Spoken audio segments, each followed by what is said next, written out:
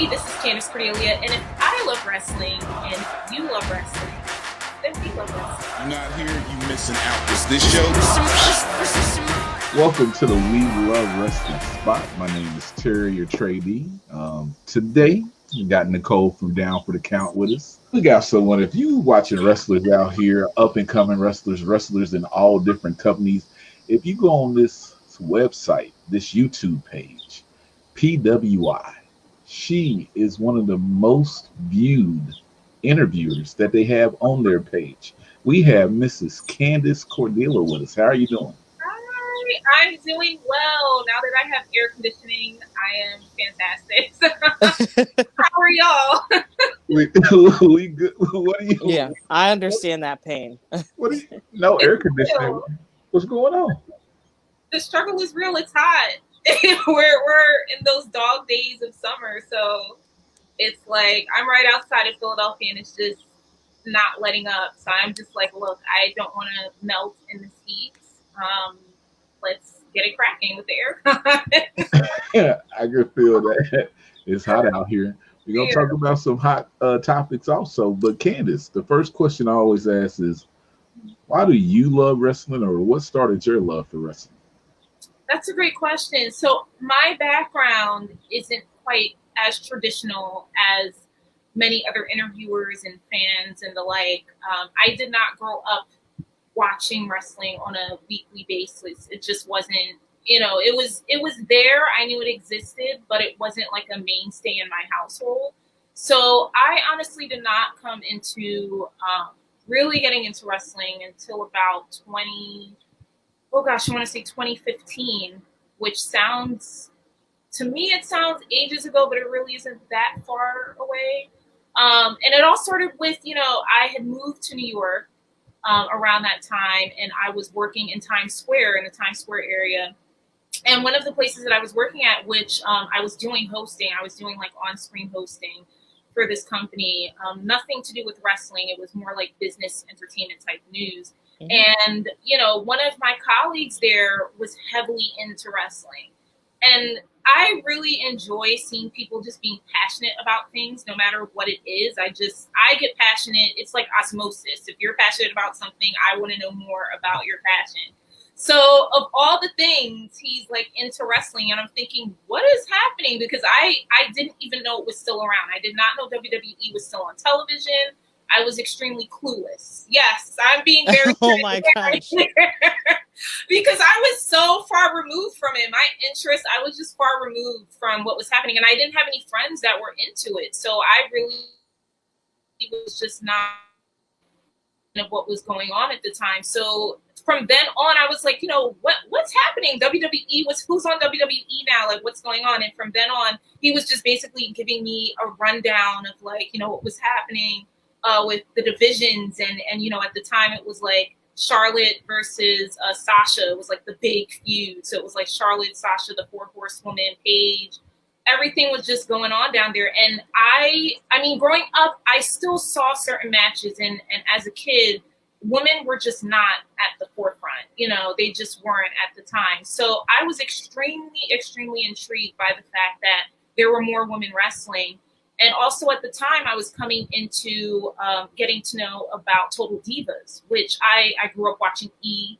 I wanted to be like Maria Menounos, doing entertainment news. So I was like, oh my gosh, they have a Total Divas, reality show all about what it's like being a female wrestler. This is amazing. So between watching Total Divas and really starting to watch more of WWE, Raw and SmackDown, and getting into NXT at the time before it was, on USA, I was just hooked because, to be quite honest, for me, it had all the elements of what I love. It had the theatricality, it had promos, which I found to be like monologues. It had just the athleticism, the gear, the pyro. Everything was all of the things that I love just put together in one nice ball of just awesomeness. So I was like, I need to watch this some more. And I was a little bit mad at myself. I was like, where have I been all of these years? But I was like, I'm here now. I'm gonna watch this. And then I ended up going to shows, and I just got hooked. I really did, and that led to me getting into the business, which is a whole crazy story in and of itself. So, which I'm sure we'll talk about. Oh man, we here now. You done brought it up. Let's get into it now. How did you get into the business? Yeah. Let's not pass it up. We here. So after watching WWE, and that was the only thing that I really watched on television at that point. I wasn't even really aware of Ring of Honor yet, or MLW, and AEW wasn't around at the time just yet. But there was a pay-per-view that I was watching, and just watching it like, okay, la-di-da, and then I see Renee Young, and I was like, hold up, like they have job, like you could be a backstage interviewer. What is this? I grew up knowing who Mean Gene was, but that was it, in my viewpoint. So seeing her and seeing what she was doing blew my mind, to be quite honest. And I looked at her interviewing, and I was like, you know what? I'm going to do that. It wasn't even a question. I was like, I'm going to do it. So me being who I am, I started looking up, how can I get into being an interviewer in wrestling? Like, how does this work? And then the same friend that introduced me to wrestling, he was like, there's an indie scene. If you want to do interviews in the indie scene, that is a possibility. And I thought, what indie scene are you talking about? It was enough that I was getting into WWE, but I'm thinking there's an underground scene. Like, what is this? What is happening?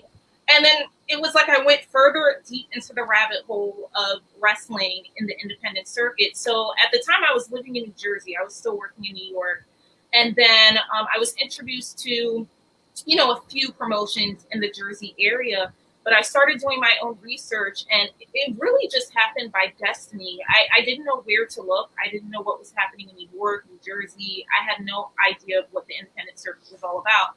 So I went randomly on Twitter. I just typed in like independent wrestling in New Jersey. Like, I didn't know what was going to pop up. And lo and behold, there was only maybe a handful of promotions that popped up. And one of them at the time was Capital Wrestling, which is now known as Catalyst Wrestling. And I just found it to be kismet because it was the only one that, I think it was like the second tweet that I saw. And the tweet itself said that they were like an up and coming promotion and to come check out their shows in the Jersey City area. And I thought Jersey City is like a hop, skip, and a jump away from me. I need to get on this. So I contacted them. I sent them everything because that's just, coming from an entertainment acting background, that's what you just do. You send your materials, which is like your headshot, reel, resume, whatever you have. So I sent everything I had, and I said, I'm new to independent wrestling, but I really love to do interviews. And then I didn't know what I was getting myself into. I had no idea. I just had no clue. I was like, I'm just going to do this because it's going to be like me interviewing like Renee Young. What's the deal? So I emailed them one day, and I think it was about maybe 15, 20 minutes later, they got back to me, and they were like, yeah, we'd love to, have you come to the show. So I went to a show, and from then on, it was like, I'm just there. I was given a mic. I was given scripts, and they were just like, here, interview these people. And I'm thinking, okay. So I just started interviewing. But I needed to know what was happening. So I was like, what's the storyline? What's going on? Who is this? Who is that? And it was like a crash course in independent wrestling and how to interview independent wrestlers. And I wouldn't have it any other way. And I just said, if I'm going to do this, I'm just going to do it right. I'm going to dive in.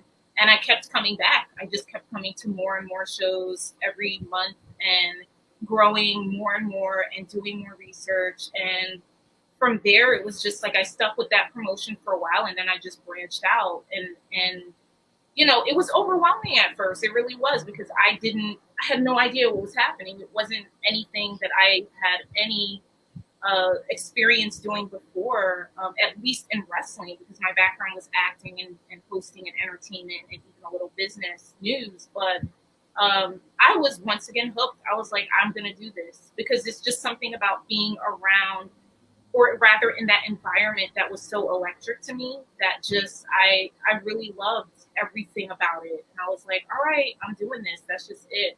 There's no turning back. So that is the, my little intro. So, all right, let's see. So you said you got into wrestling in 2015, and that's when the women were taking off. Yeah. Do you have like any memories from 2015 that stick out to you? Do you mean of just watching it, being in or just anything? Yeah, just watching it, or just getting into wrestling, like anything that like just sticks out to you. So it's like the women evolution happening that year. You Yeah. got the Shield. What else you got? Yes. Do you have anything? Yeah. Oh, yeah. I mean, it's first and foremost the women's evolution that was coming up.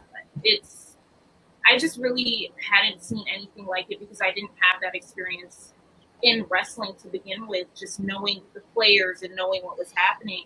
But to see it, it was one thing to see it on TV with the pay-per-views and to see, the feuds happening and all of that. I mean, Paige, I've said this in other interviews before, that getting into the scene, the two that stuck out to me the most were Paige and Natty. For whatever reason, I think I related a lot to Paige in the beginning just because I saw the documentary with her and her family. I remember watching it like on a bus trip to New York or something. And I was just like, there's something about Paige that I really relate to. It's that whole underdog feeling, that whole feeling other than, and just being different, but embracing that uniqueness, embracing being different. That really struck out to me because, as a kid, the only wrestlers in WWE that I was kind of aware of, it was like, Lita and Trish Stratus and Mickey James and Jazz and whatnot. But Paige was different because, she looked different. She was just different. And I really vibed with that. Like, I didn't think that wrestling would even get to that point to have someone like Paige or to have someone like AJ Lee or to even, have someone like Trinity. That really stuck out to me, and to see the different types of women that they were having at that time and getting to know their backstories, watching Total Divas, that was amazing to me because I was thinking to see a show like this is just, it's next level because we really didn't have an idea what life was like as a woman wrestler until Eve brought that to the forefront and really made it or attempted to make it more mainstream. I thought that was wonderful. We really hadn't seen anything like that. And as far as watching more matches, I mean, seeing Sasha and Charlotte getting invested in that storyline. I mean, I grew up watching soap operas. My family was so into we were like a Bold and the Beautiful, Young and the Restless house. So it was to see your face is like like no General Hospital though, Bold and Beautiful. General Hospital was like when I was getting into middle and high school. That's when I got into like General Hospital. Then it was on screen with General Hospital. But it was the fact that they were having storylines and there was a soap opera element to things, and to see these two women just go back and forth, to see the title hot potato from one to the other, I got really invested in that. I really, really did. And I thought that was important because for someone that really didn't grow up watching a ton of wrestling and to be caught on with the storylines and to see these women going at it, I was like, this is really cool. Like, I'm in. I don't know what's happening, but I'm in. I'm just in for everything that's going on. And I was just catching up. But yeah, the Shield stuck out to me too. Now that you mentioned the Shield, they definitely did. And NXT too. NXT, when that came out, I loved early NXT. I really, really did. There was something so indie about it, so unique, just so raw. And I remember going to my first NXT show. I believe that was in my hometown, Philadelphia, actually. And the audience was so into it. We were just really, really, really into what was happening. And this was, of course, pre-USA Network, and I was loving NXT when it first started, to be quite honest, and seeing Bayley and Asuka. I was there when Asuka was still in NXT, and seeing her live. Those were some cool moments. Those were some really cool moments. And then seeing them in Brooklyn too. Oh my gosh, the New York crowd is just, there's nothing like it. In my opinion, it's really an experience. So. No disrespect to New York, you know how I feel about that. Y'all watch these spotlights, so hey, all right, New York crowd, whatever. Come to Chicago. I'm just saying. I don't live in Chicago, but that's the biggest city in the Midwest where you can get that feel. Yeah. Nicole, come on in here.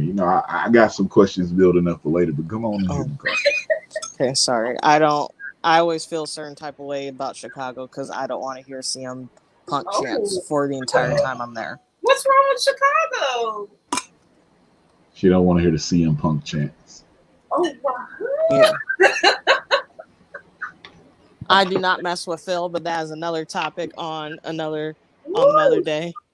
Um, and again, thank you again for so much for speaking with us. And then when Terry told her, I was like excited because obviously of us dabbling in media and us trying to have a platform, more of a black media platform. And funnily enough, I just did an interview with someone and literally a few hours ago, and we were talking about how there isn't enough black voices and or faces that are prominent names within wrestling, and how we're like, what do us, and we're like, and we're just like, hopefully are part of the change so it shifts. So how do you feel about, obviously Terry mentioned how you're one of the most viewed people on PWI's YouTube, but how does it feel not like being, not only just being a black woman within the industry itself, but also being a black woman and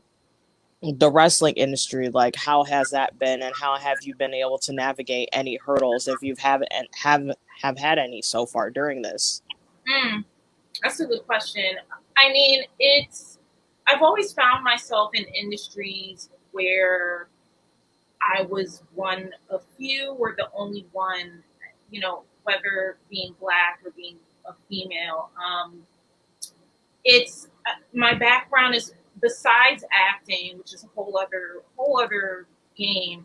I also worked in the music industry, and I worked in fields predominant, or genres, I should say, like within dance and rock. And you rarely see, at least when I was working in those industries, there were very few people that looked like me. So I'm pretty used to, just based on my own experiences outside of work too, and academics, and just living situations. I'm so used to being, if not the only, one of the few. So coming into wrestling, I was just like, I already, say whatever y'all want. I'm pretty not new to this game of just being like, of just being who I am and just being the only. Um, and getting into wrestling, it's weird to the degree where in entertainment and other fields, being so used to just, doing my own thing and kind of carving my own path, and really just creating opportunities for myself.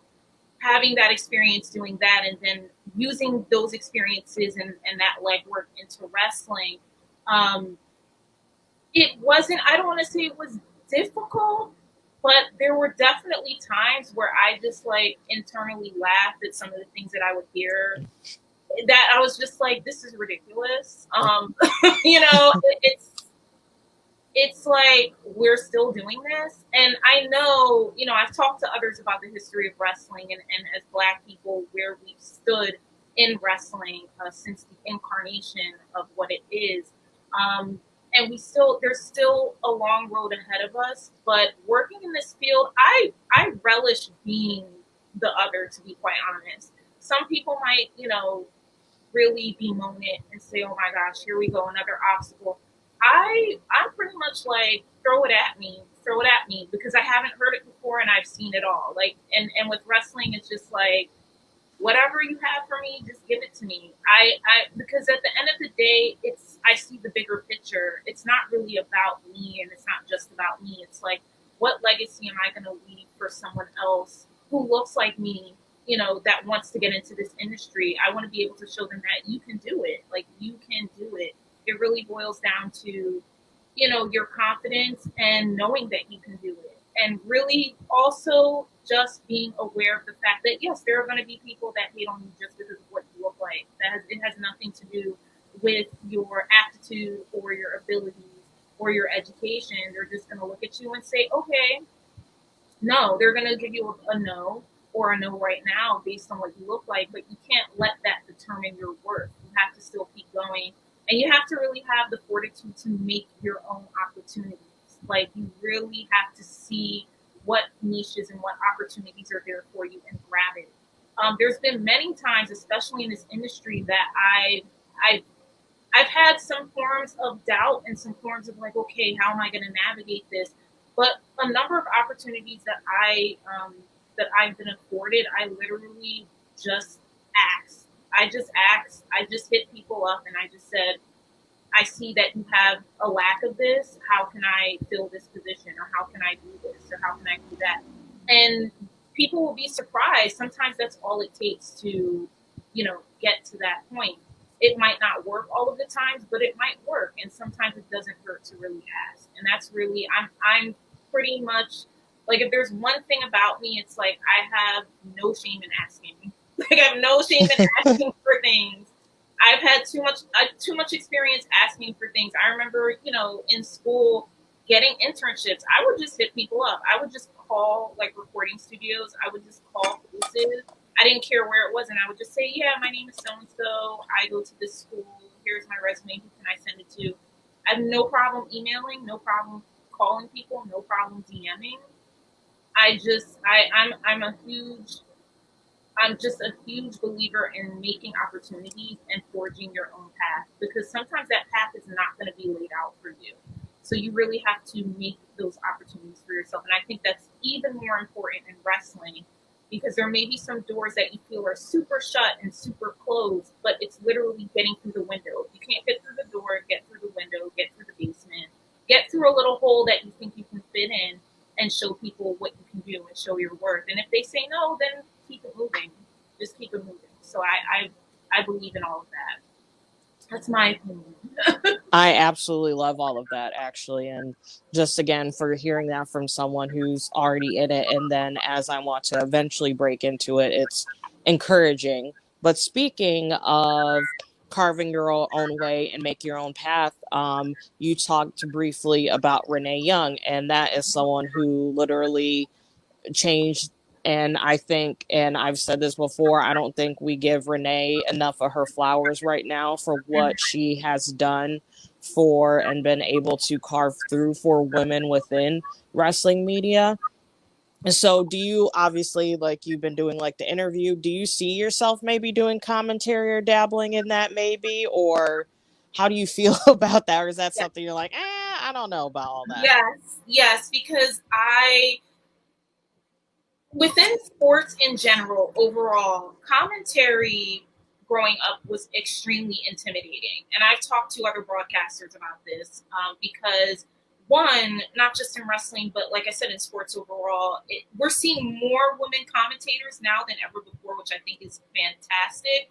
But there was, at least for me, an intimidation factor, because I was thinking in my head, I have to know everything. I have to know everything about this sport.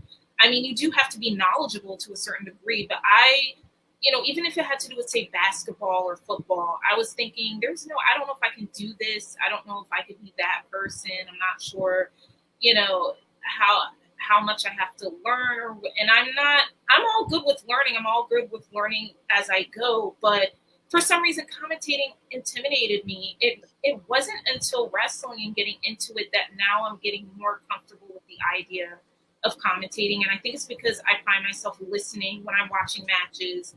I'm just listening to hear what the commentators say, whether it's color or play-by-play, and I'm hearing the rapport, back to back.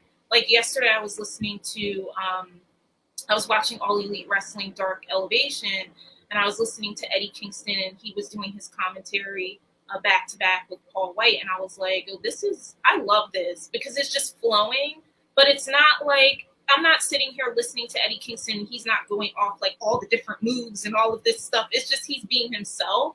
And he was just basically telling a story, seeing what he saw in the ring and telling it back to the audience. And just listening to him be himself and keep it real. I was like, okay, the more I listen to this, the more I can get with commentary. I think I can really do this. It's just going to take practice. Yeah, but I would love to do commentary. I would love to do more announcing. Those are things that I just give me a mic and let me just practice and see what I can do with it. But absolutely. I'm not intimidated by those anymore at all.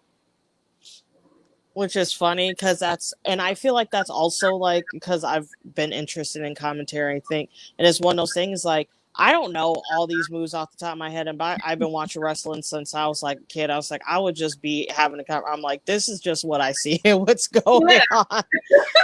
And like y'all take it and leave it. I'm not gonna sit here and call off 10 fucking moves. That's not the spiel. And I feel like that's some things, and that's just us as an audience, as a generation. We don't necessarily want or need to see that now. It's like, I don't need anyone calling, and I think this is across the board. I think this is the same thing with baseball. I think baseball had a huge problem with it, with literally just calling moves the entire time, where it's like, I'm just gonna listen to this on mute.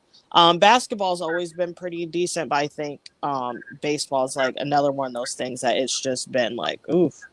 But as well, Terry's making that face because he doesn't watch baseball.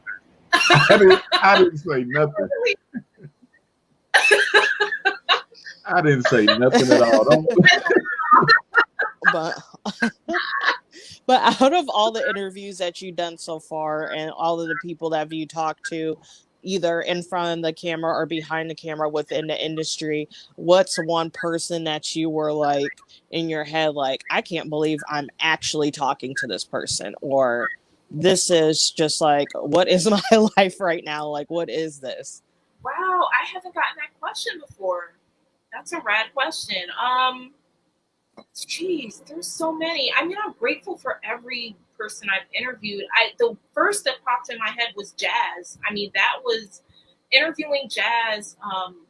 I was just stoked to do that because she's an icon. Like, she's a legend. The things that she's done in this industry and continues to do, she's still blazing the trail for so many women out there today. And she was so candid. That's one of the things I loved talking to her. She was so open. She was so candid. And she was just really, straightforward with the things that she's experienced and what she hopes to see in the industry going forward and what she's been up to. That was the coolest. That was one of the coolest interviews I've done to date. And recently I do want to say Jade Cargill as well. I didn't get to see her. That was more of an audio type interview for PWI. But talking with her as one of the wrestlers that's up and coming in this game, once again, just you could tell that she was very grateful and humble to be in the position that she's in. And she's special because she gets it. Speaking with her and asking her questions, she understands not only just the element of wrestling and what it's going to take for her to really get to the top of the heap at All Elite Wrestling, but she gets the entertainment aspect of things. And she's very professional. And I really think that as far as Jade is concerned, there's so much more that we haven't seen, that we have yet to see. She's going to get there, but so far, just in the position that she's in, it's cool. It's really cool, and I'm really excited to see where things go with her at All Elite Wrestling for sure. And I do also want to add, as I'm thinking about starting in the business, when I first got started and I was doing backstage interviews, there's a lot of people that are on TV now. It's like we were all coming up together. So it's like, I think back and I remember some of my first interviews being with like Sunny Kiss and Nyla. And it's like, I could tell with a lot of these folks that I've interviewed when I was starting, I could tell that there was something special in them. And I was just, I didn't know anything about, the trajectory going from indies to these bigger promotions, and seeing them on TV and seeing what they're doing. It's like, I'm just so proud. I'm just so proud of seeing everyone that I see on TV, whether it's at AEW, WWE, etc. It's like, I'm just really proud of everyone that's just doing their thing, because it's not easy. It's really not easy. It's easy for us to sit and talk about what's happening on the screen and to kind of go back and forth with our opinions. But the day-to-day slog of what it takes to be a wrestler, I have to give all of them flowers. I have to give them props and commend them, because it's not easy. And I know I couldn't do it. So it's like, I'm just happy to interview y'all and see you guys grow. But it's like I'm just proud. I feel like a proud mom. I really do. And then I just one more question for me until we kick it back to Terry. Usually I ask a different question, but since since you're not a wrestler, I'll put a spin to it. As someone who also watched Total Divas, that's how I actually got back into watching WWE again, because I was strictly watching just independents and local stuff at the time. What is one moment of the show in general that was just like either like super emotional that sticks back to you, or it's just like so hilarious that you like, I can't believe like this like happened, like they did this on TV, like what is going on? Immediately I thought about the whole Summer Rae and Natty feud. Like I was just like, I just remember seeing the episode where Natty slapped Summer and I was like, wait, I was like, is this real? Are they playing? What is going on here? Like I was loving it. It was just there was so much drama, and I mean there was always drama in Total Divas, but the early years between that and the whole Eva Marie trying to find her way, in the like all the different shenanigans that they were getting into, and JoJo as well. Like those early years were fun. Like I want to go back and watch like the first couple seasons because I really, really enjoyed like those early years of Total Divas. Yeah. And then I'll say mine before we get off, just so I can contribute. But ones that, and I still watch this episode to this day because it was so funny. It was they were doing a loop in Europe, and Brie and Paige went out. And then I remember Nikki was like, you better not go get wasted. And they're like, yeah, whatever. We're just going to have a drink and go out. And turns out they just like rage the whole night. And they're just like wasted. And I was like, I can't believe like they're actually filming this. And then they put it on TV. And okay, like I was just shocked that whole thing was greenlit. And then it was even funnier. It's like she wakes up, she's so hungover the next day, and she pukes on Nikki, which was just so funny because Nikki was just such a princess at that time because that's when she was, with her ex, and it was just like hilarious. So that's like the one time that I was like, I can't believe they put this on TV at these ladies.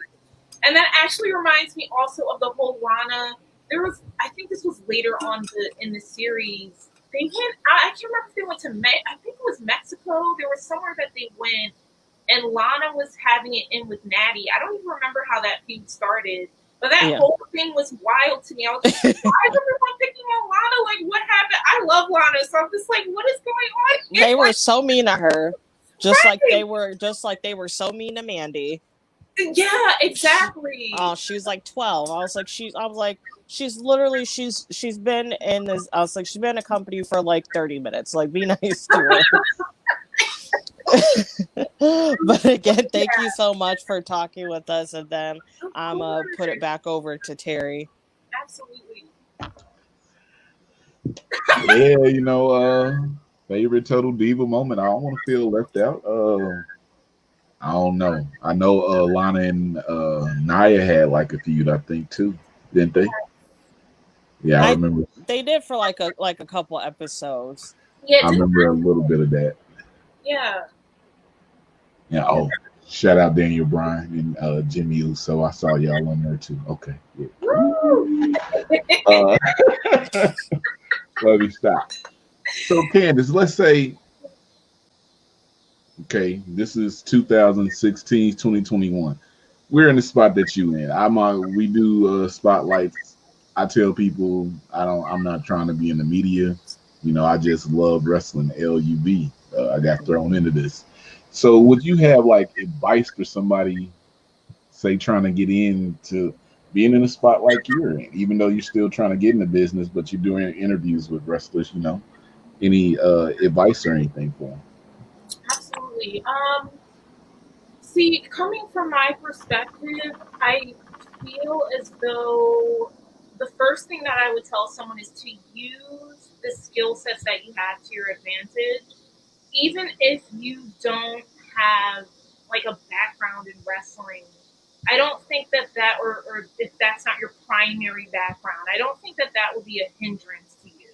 Like I come from, acting and having worked in entertainment and doing hosting in other fields. I just use the knowledge that I've had to um, hone what I do just within wrestling. So it's like the space is different, but the things that I bring to the table are the same. So I would tell someone, if you feel that, especially if you're coming from, like, if you come from a sports background and you were an athlete, could have been a basketball player or something, and you want to get into broadcasting and you're thinking, I want to, get into the wrestling space, do it and use the knowledge that you're taking as an athlete or as a media personality, even if it's from like radio or television or any other type of broadcasting field that might not have to do anything with wrestling. Use that to your advantage. On the flip side, if you're a fan, if you're coming at it from a fan perspective and you're thinking, I just love wrestling. I love watching it. I love checking out the shows in person. I like talking to the wrestlers. I like engaging on social media. Maybe this is something I want to do, whether it's broadcasting, writing, podcasting. Just go into it. Just try it out. Just do it. Because I think one of the main obstacles for a lot of people is that sometimes you want things to be just right, whether it's timing or whether it's like getting everything that you think you need to do and lining it up in the right spaces and being strategic to the point where everything has to be perfect on the first go.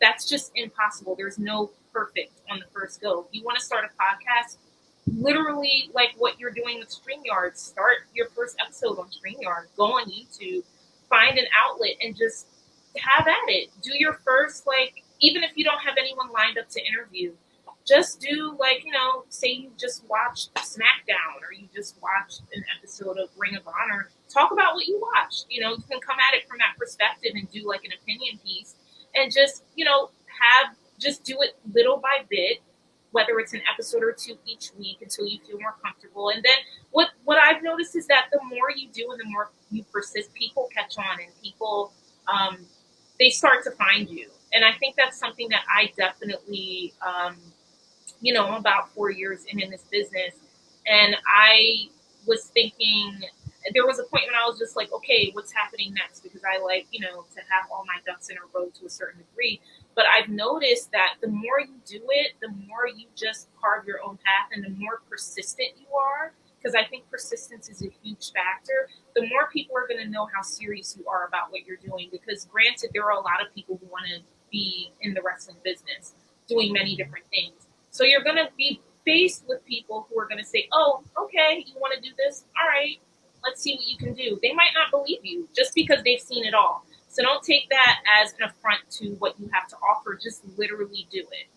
Like Nike said, just do it. Like you have nothing. You have nothing.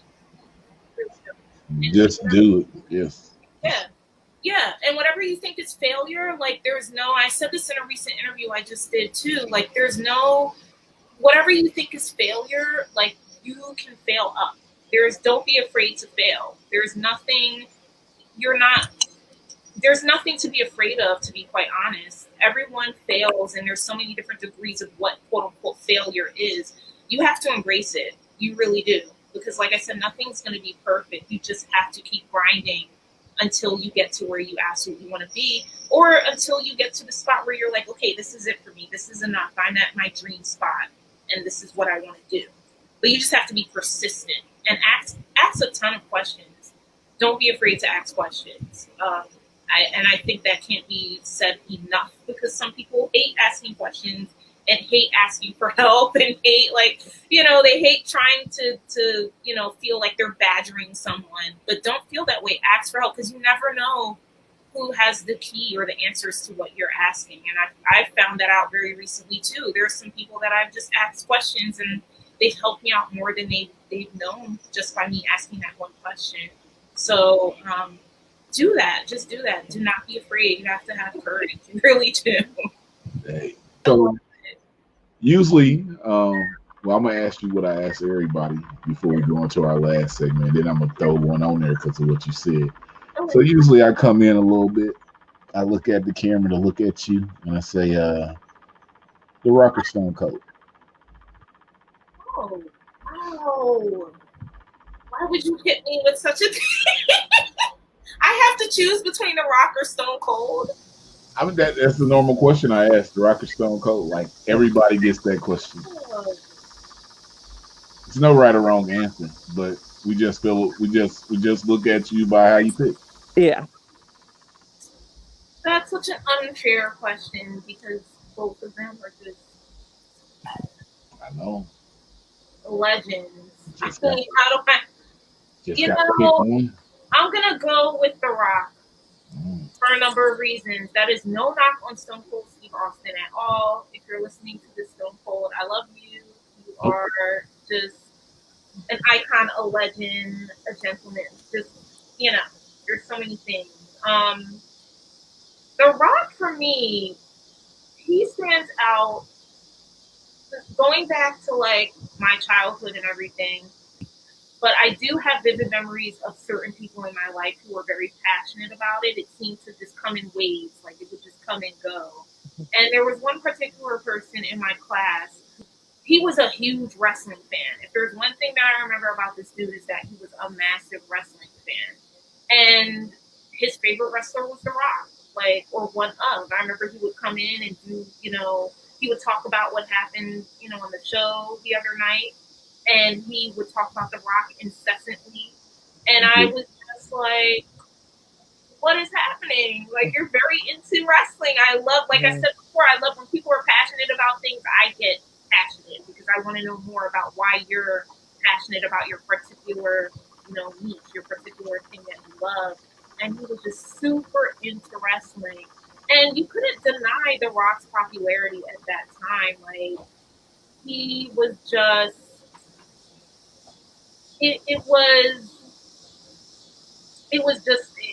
even if you weren't a wrestling fan, you just knew. Like, he was already in the mainstream. And at that time, he was just, it was mainstream. Like, and that's the appeal that The Rock had in the world, and he still has it. And that is not an easy task, to still be in mainstream culture past wrestling and to still be able to do all the things that he does and still manage to keep, even if you don't watch wrestling, if you've never been a wrestling fan, he's one of those people that will at least get you kind of interested in wrestling to some degree. That's not that's not something that many people can do. It's not something that a lot of wrestlers have been able to do. And he's managed to still carve his own path and do his own thing.